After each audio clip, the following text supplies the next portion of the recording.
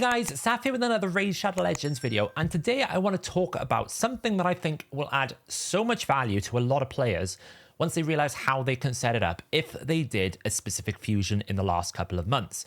Hydra is kind of like a focus for a lot of players, especially sort of end game, late game players at the moment because of the new Hydra clash system. People are looking for ways to extend beyond the one key that we used to always hit. They need a lot more damage.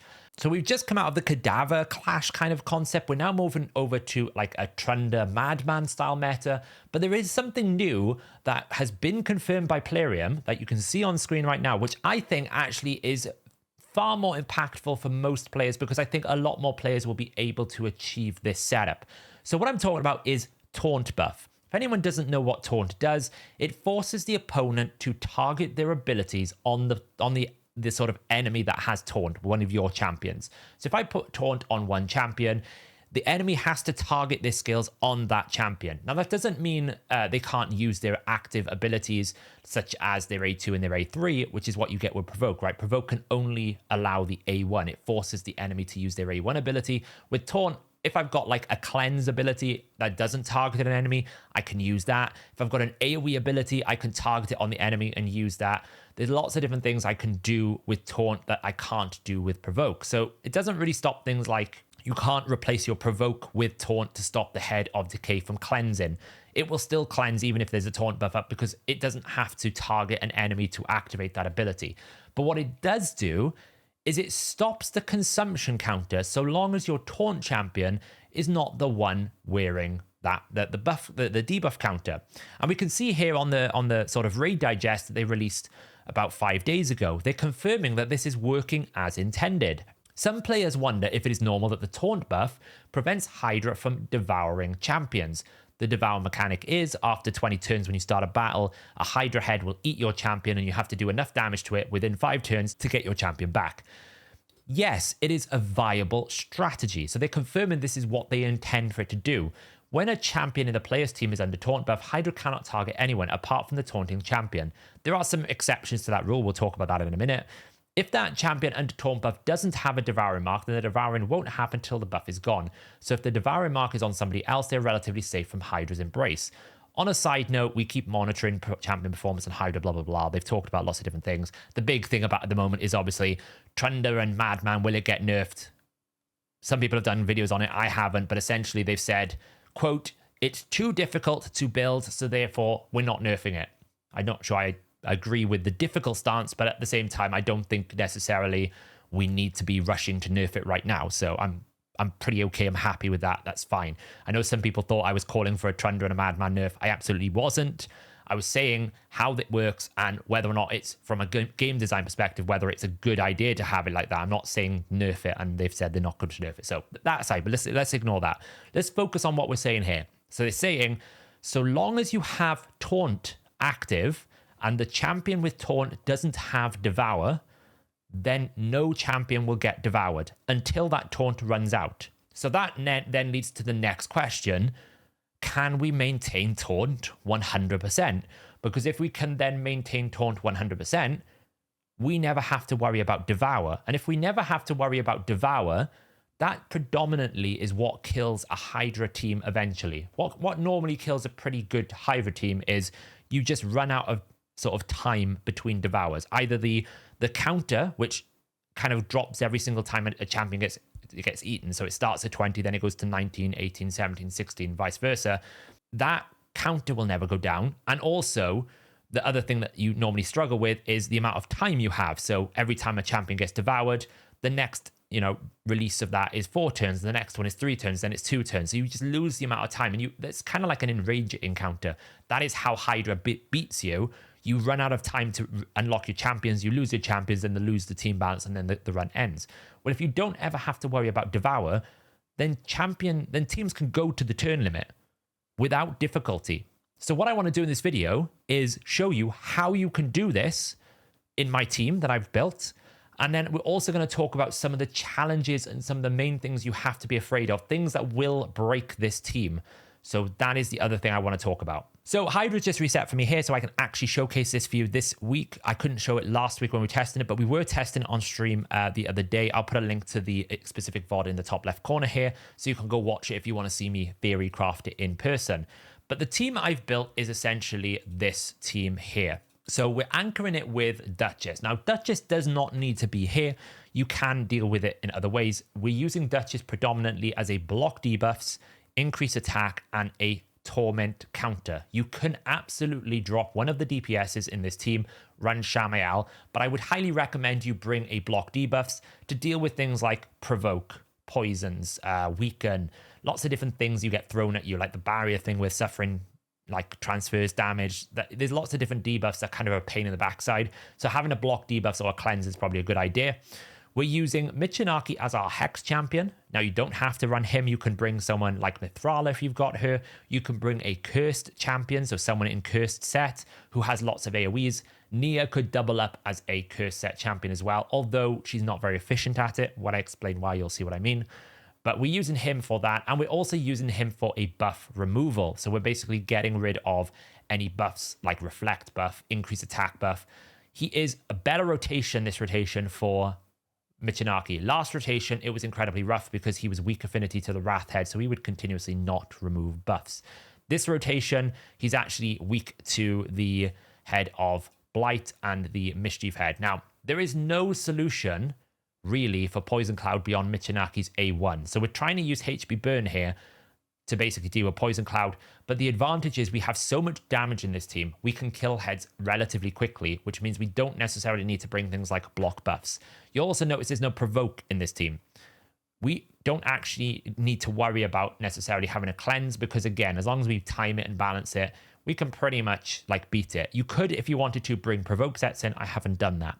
Then we're using Whisper as a primary damage dealer, and we're also using Val. Val is giving us decreased attack and weaken, so he's setting up the Whisper, and he also hits incredibly hard. We're getting decreased defense from Michinaki and a backup decreased attack as well when there's Cursed out. So those are the kind of setups here for DPS. This is all interchangeable. If you don't want to run Whisper, you can run someone like Acrizia. If you don't want to run Val, you can run someone like Grisor. You can run a max HP nuker. You could bring a Krisk in for one of these instead of a damage dealer. It's very flexible. The only things you need to make this taunt work is Emic and Nia. And you can substitute some heroes, but I think Emic is the best option. And he was a fusion champion, so if you did him, a lot of people might have him. Hopefully you did the fusion. But Emic is incredibly good for this. Why? Because he does a 2-turn taunt. The only other one that I think might be very good is Green Warden Ruark or Ambassador Lethelin.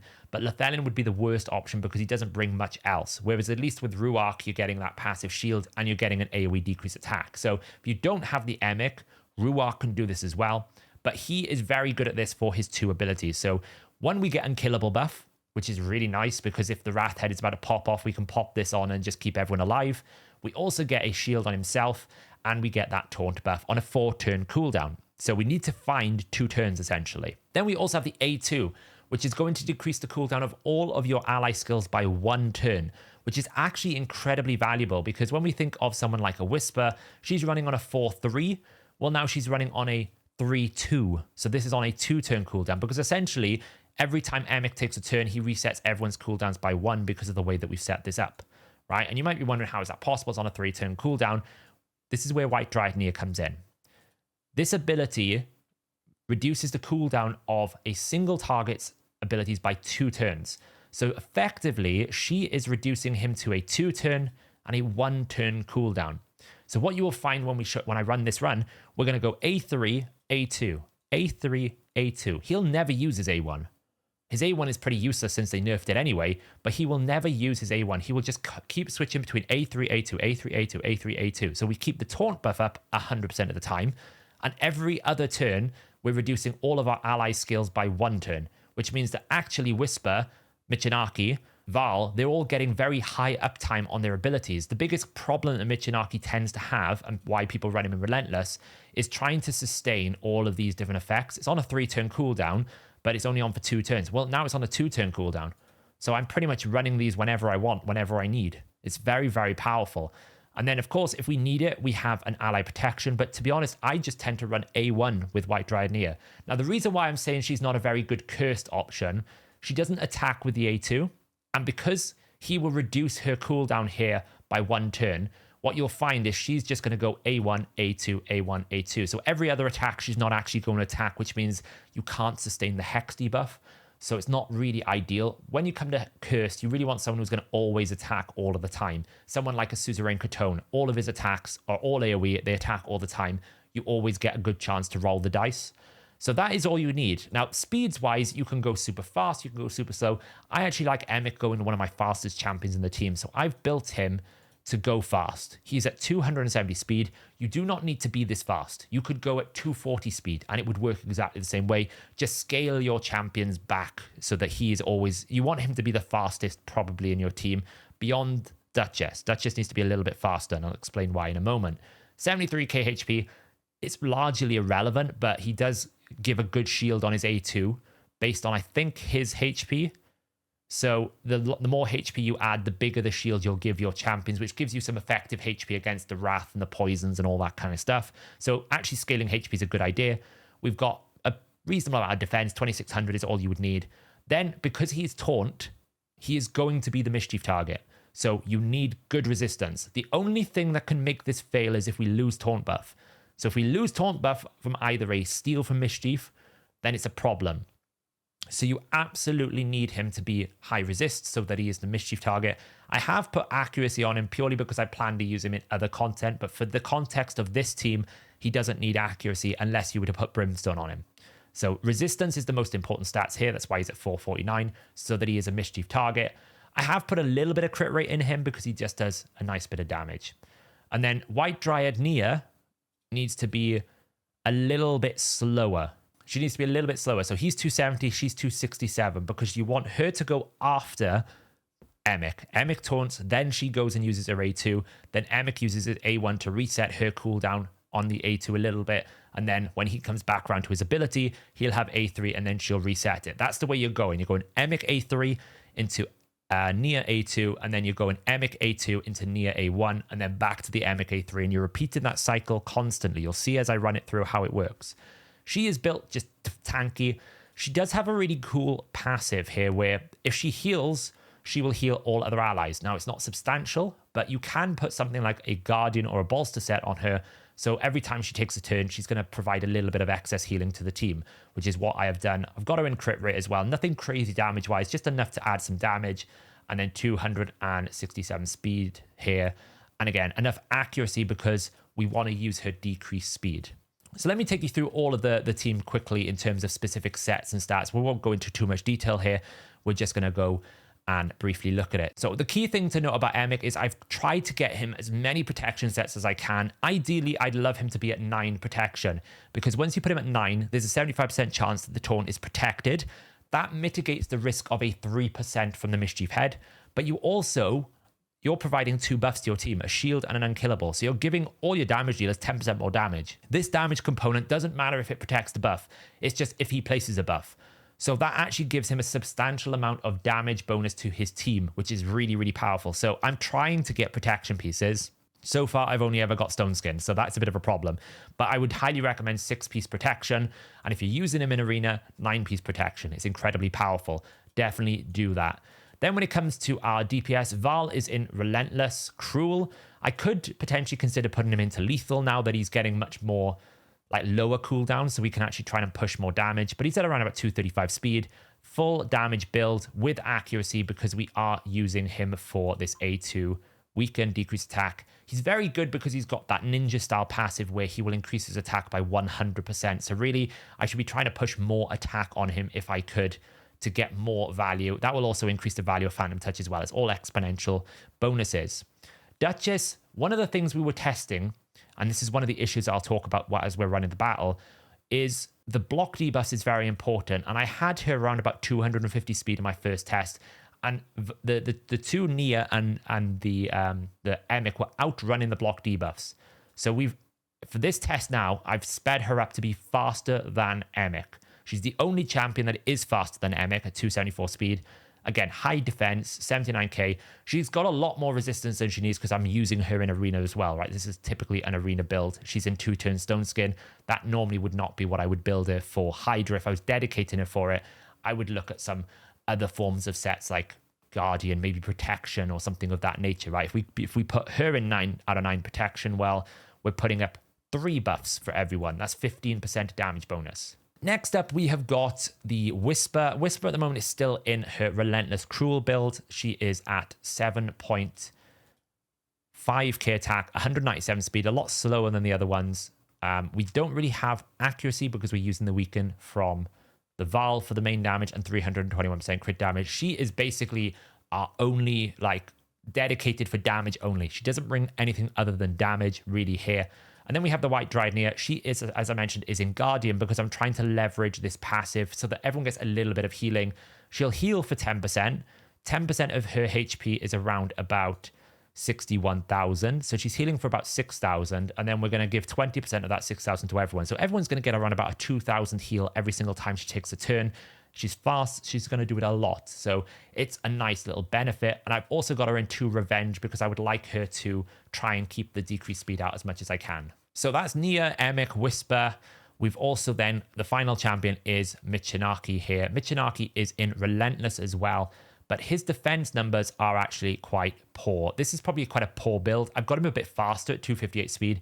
I could probably sacrifice some speed in order to try and get more defense because he is defense based, but we've had to go towards the accuracy because I originally had built him for Nightmare. We're going to be testing this on Brutal, so he's got a bit too much accuracy here. So he's kind of like on the list of rebuilds, ideally. He's also in Hero Soul, which I think was a test that I was doing. I would probably move him away from that into something a little bit more valuable, like maybe Smite, or maybe we put him into something like Cruelty so that we stack it up. The main problem is defense-based damage dealers don't really have many powerful blessing, like there's no blessings really that help. We could put him into Temporal Chains, but it's really kind of like, it's very low value, low impact, but none of these are actually giving him any sort of defense plus crit damage, which is what you would really want to see. We're really crying out for a very good defense-based damage blessing. We've been talking about it now for months and months and months and years, if not like, well, however long it's been out. They need to give us a defense-based damage deal blessing. It's a bit of a gap in the blessing options. So I've talked for a good 18 minutes, and you're probably all wondering, are you actually going to show us the damn team? I will make sure I bookmark the video so you could have skipped to this point, but it's a bit late now if you're here. So we're going to run the team here. We're going to configure it, and it will take a little bit of time to get to showing you how it works, but I'm going to show you the rotation, and then I'm going to speed it along a little bit so you can actually see how far we can get with it. I also have one example, so hopefully we beat it this time. I will probably finish the key then here and we'll save it this week. So this is to confirm a manual run, but then so is the Trunder teams, right? So is the Madman teams a little bit. They're all manual because you need to min-max it. So let's see how we go. So we're in the team here now then. So as I said, we start off. We can pretty much just run how we want to. The key thing is you get the taunt buff. That protection thing there is valuable. Once we taunt, we reset straight away. Then we can start getting debuffs up here. We can throw out the weakens. What we probably want to do is initially, we want to try and kill this left head here as quickly as we can. We need to take out the Poison Cloud because we haven't really got a Poison Cloud solution. So I'm just going to attack it with A1 because what I don't want to do is I didn't want to get a buff too soon and then have too many buff differentials between the Emic here. So crit rate is a bit of a problem that. So we are in a position here now where we kind of just have to wait. This is the only downside. You can obviously adjust your team settings, but we can reset cooldowns, throw A1s out. That's absolutely fine. So you're going to see the setup here in a minute.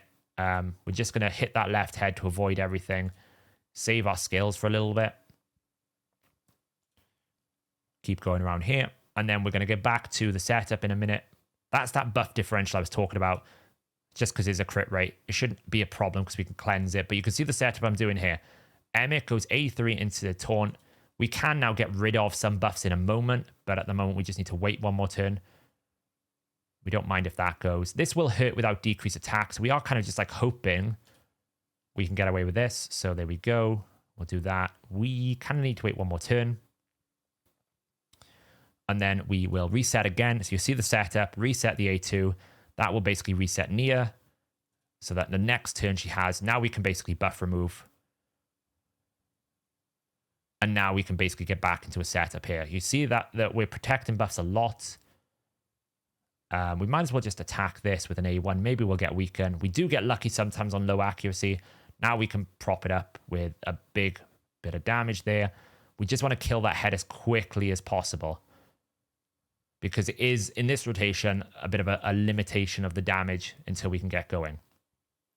So again, we reset, and then we put the taunt out again. One thing that I haven't changed on my Emic build, which I made a mistake on the stream, is I put Cycle of Magic on him. You really don't want to be breaking the rotation, so I wouldn't recommend you take Cycle of Magic here. That is where it fails. Look, we got a 3%. We got super unlucky. So now we actually have to hit that target head. So we got kind of super unlucky. When I did my test the other day, it did not end up being that unlucky. It's just, I think I ran all the way through to like 1,000 turns and it only ever happened once. So unfortunately, we have to target this head, which kind of is rubbish. But hopefully we'll get back round to our taunt, our buff removal. I mean, Whisper is just taking so many turns here. Good Lord, Whisper. Let someone else take a turn. Let me just A1. Fortunately, it happened before we've got the consumption counted down. There we go. Get rid of the taunt. Put this back up now. But that can happen if you are unlucky and at 3%. There's no way around it. There's no counter to it. It can happen. So that we're out of rotation a little bit here because we lost turn meter on Nia. But it should be fine. We should just be able to catch up. So this is one issue you have to be careful of. If, for whatever reason, you get the taunt stolen, then you've got a bit of a recovery time to get yourself back into the rotation. But it is recoverable. It can happen, but it won't happen a lot. That's why 9 out of 9 protection is very valuable. So now we can reset this, and we're back into rotation here as soon as we get back around to it. As long as the heads don't take another turn, we should be able to put taunt back up. Right, so we're back in the setup. Now we can actually see how it works. You'll see we're on 0 turn cooldown here. So long as he doesn't lose taunt in this rotation, we should never have any problems going forward. We can get rid of all these buffs. And now we can actually start pumping out some damage. It was a pretty rough start because it is Poison Cloud. Ideally, you would find a solution for that Poison Cloud if you could. We get a bit of nuke damage. This is where the Unkillable is actually quite handy because it means that you don't have to necessarily worry about dying. Also, so let me talk about the other issue, fears. So I'm trying to find a balance with Duchess where we always have block debuffs up on these targets. The problem we've got right now is fears. If he's always going to be taking the A1 attack from the head of Torment, which means he has a chance of placing fear. There's not much we can really do about that, I guess. It can't be blocked or resisted. If the fear happens, then he's not going to reset his cooldowns and your rotation breaks. So right now, I'm in a bit of a spot of bother where I didn't do the A2. So Nia is not going to have the A2. She's also provoked as well, which is why I quite like having block debuffs to stop this provoke. There is probably a better world where Shamael makes this better, in essence, because you need to have this, like, you basically need a situation where you can never lose taunt. And Fear is probably the #1 head that broke this team. So you can see I can't retaunt because she couldn't reset him. So now we're in a weird situation where I'm essentially going to get my Whisper consumed because of that setup, because of this Torment head. So the two heads that are really a problem, the main head that's really a problem here is the Torment head. Now, fortunately, there are ways around dealing with this issue in that you can change it up. We could probably just run Shamael here. Now, we can run this back here, cooldown. We get a cleanse. We have no provoke here. Put this up. And we're back into setup here. Now we just need to basically get our Whisper out. And we should be back up and running. So I'm going to run it forward a bit. We'll see how far this team runs. Normally by now I'd have reset it because I got some really bad luck with that first 3%. That's kind of like what I would normally do. I'd normally reset it by now. So maybe I'll do that. Let's reset it and then I'll come at the end of the run and I'll show you how much potential this team can do. So my actual testing here has realized that speeding up Duchess actually made it a hell of a lot worse because now I'm getting provoked all the time. So I actually need to go a little bit back to the drawing board with my Duchess build because this rotation specifically with the Wrath and the Poison Cloud starting with the Torment is causing a lot of problems. I think what I'm going to have to do is bring Shamael in to make this work because the Fear is just a It's deadly. If you get a fear on your Emic or your Nia, or you get a provoke on either of them, and you lose that rotational balance, then you're just going to lose the taunt, and then it doesn't really work. But what I want to show you quickly is what I ran last week on the first test that I did on stream. So you can see here, this was the run that I did last week. It's on Brutal, and it is highly successful. I think we ran an hour and 10 minutes, and we did have 3%, and we had a few scenarios where the fear was causing problems. We were trying to kill the Torment Head as quickly as possible, but you can see the value of this team. This team before never really got beyond 50 million when I used to run it with Krisk and Ugo, because we'd always have just too many problems trying to find moments where Whisper could really maximize the damage, where we could hit the decapitated heads a lot. Whisper pumps 70 million damage here because Emic is lowering her cooldowns. We're also increasing the amount of times that we can use that A2 on the decapitated heads, and it all adds up value. Michinaki providing the Hex as well means that probably Whisper's adding another 10 to 15, if not 20 million on top of this. What I think I should do as further testing is to replace either Michinaki or Val with Shamael. Then we can drop the Duchess for someone with block debuffs and increase attack. Raka Viletide would be really nice because you get passive turn meter as well. I'm wondering if Kaja the Rai could be an interesting option, although that's because it gives you like turn meter, block debuffs, and a cleanse. So if there was a provoke issue, we could actually run with that as well. So that's another option. But the key thing that you should take away from this video, if you're still watching it, Emic plus Nia will guarantee that you never get consumed as long as you have a solution that means you never get feared and you never get provoked on Nia or Emic. You could, if you wanted to, run a high resist Nia so you don't have to deal with the provoke. Then you might not even need block debuffs because you could probably get away with like a cleanse option instead of a block debuffs, right? Cleanse plus increase attack. That could be a better option for you. You will take damage from the poisons, but you're getting a lot of survivability from Emic's shield. This team has a lot of options. I'm really excited to see how we can push it. I'm looking forward to seeing some community like attention towards this team. I think this is really accessible for a lot of players who completed the Emic fusion, because this doesn't necessarily need to be Nia. It could be someone like a Renegade maybe, if you can balance the turn meters correctly. It could even be that you want to run something like Emic plus Green Warden Ruark or Emic plus Ambassador Lethelin. So instead of trying to reset the Emic, you just bring another taunt champion. The key thing I would say you also need to note is the first mark is based on the champion with the highest crit damage. So as long as Emic isn't, as long as your taunt champions don't have the highest crit damage, then they'll never get marked. So that's the other thing you should take away. But perma taunt, this is basically what the team is. If you, so long as you keep taunt, you never get consumed, which means you can run all the way to the turn limit. So for Hydra Clash, this is a great opportunity for your sort of second and third key to push some bonus points. This one Brutal team, yes, it took me an hour and 10 minutes. It sounds awful. It's manual. So yes, and obviously we were on stream, so we were testing and talking about it at the same time. But this has given me 500 of my 650 million points that I need to get the top chest if we win as a clan. That's huge. That means that as long as we get 1 to 3, I'm going to probably easily and comfortably get the top chest. And I don't have to put so much burden and pressure on getting a really high nightmare key or getting a really high hard key. So it can have an incredible value for your clan and yourself personally. Let me know in the comments below, guys. Are you looking to build this? Have you got any more ideas that I have not thought about here? I've tried to kind of like summarize all the challenges and risks that you've got available to you. It works. I've tested it. The proof is in the pudding here. 166 million. This took my Brutal key from 50 million to 166 million just with this scuffed kind of initial test setup here. I'm sure I can push it even higher if I can mitigate some of the taunting issues. Let me know in the comments below, what are you doing with this team? Are you excited to try this? Is this opening avenues to you that were closed before? As always, if you like this video, guys, hit that thumbs up.